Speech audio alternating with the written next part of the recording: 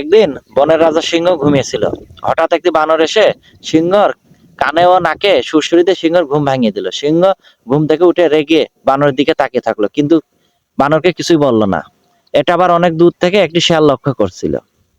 এভাবে কিছুদিন যেতে থাকলো। বানরটি বনের সমস্ত প্রাণীকে উত্তপ্ত করতে লাগলো আর বলতে থাকলো, বনের রাজা সিংহকেই আমি গুনি না, আর তোমরা কে? এভাবে চলতে চলতে হঠাৎ একদিন সিংহের সামনে সেই বানরের দেখা হলো। সিংহ বানরকে কিছু না বলেই একটা থাপ্পড়ে বানরকে জায়গায় মেরে ফেললো। এটি আবার সেই শিয়াল আবারও লক্ষ্য করলো এবং সিংহকে এসে বলল যে, আচ্ছা, আপনি তো বনের রাজা, যেদিন আপনাকে বানরটি উত্তপ্ত করলো সেদিন আপনি বানরকে কিছুই বললেন না, কিন্তু আজকে বানর আপনার কাছে কোনো দোষ করলো না, কিন্তু তবু আপনি বানরটিকে মেরে ফেললেন, কারণ কি? সিংহ যখন জবাব দিলেন, প্রথম যেদিন আমাকে উত্তপ্ত করলো সেদিন যদি আমি বানরটিকে মেরে ফেলতাম কিংবা কোনো শাস্তি দিতাম, তোমরাই আমাকে প্রশ্ন করতে যে সে তো আমাদেরই বনের একটি প্রাণী, তাকে এই সামান্য ভুলের জন্য মেরে ফেললেন কেন? কিন্তু আজকে যখন সে বনের সমস্ত প্রাণীকে উত্তপ্ত করলো, সবাই এখন তার উপর ক্ষিপ্ত। আজকে আমি তখন তাকে মেরে ফেললাম, কেউ কিছু বলবে না, এজন্য আমি আজকে দেখা মাত্র তাকে মেরে ফেললাম। আসলে কথাটা হলো, আমাদের সমাজে এমন কিছু লোক আছে তারা জ্ঞানী লোকের সম্মান নষ্ট করে, ভাবে যে আমাকে তো কিছুই বলে না, কিন্তু তারা তো জানে না যেদিন তারা ধরবে সেদিন তাদের আর কোনো রেহাই থাকবে না।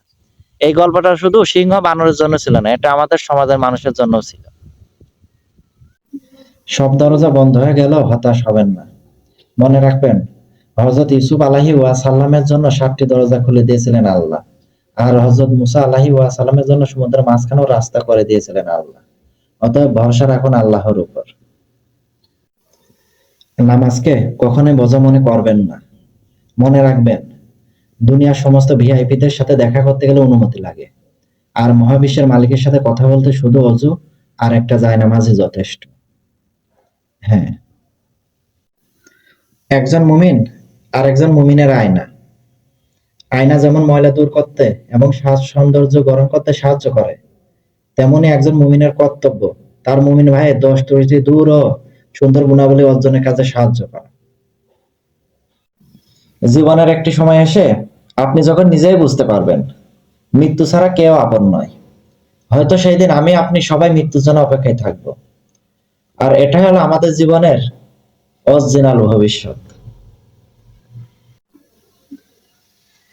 আমি জীবনের ওই দিন পর্যন্ত চেষ্টা করে যাব আমি জীবনের ওই দিন পর্যন্ত চেষ্টা করে যাব সেদিন পর্যন্ত আমার হাত পায়ে শক্তি থাকবে, তবুও কোনো বাতিলের সাথে আপোষ করব না, ইনশাল্লাহ।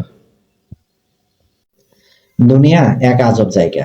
প্রথম দেখায় যারা আমাদের সাথে ভালো ব্যবহার করে, সর্বশেষ তারাই কিন্তু নিকৃষ্ট ব্যবহার করে। আর প্রথম দেখায় যারা আমাদের সঙ্গে খারাপ ব্যবহার করে বলে আমরা জানি, সর্বশেষ তারাই আমাদের বিপদে কাজে লাগে। এটাই বাস্তবতা, আর এটাই দুনিয়া।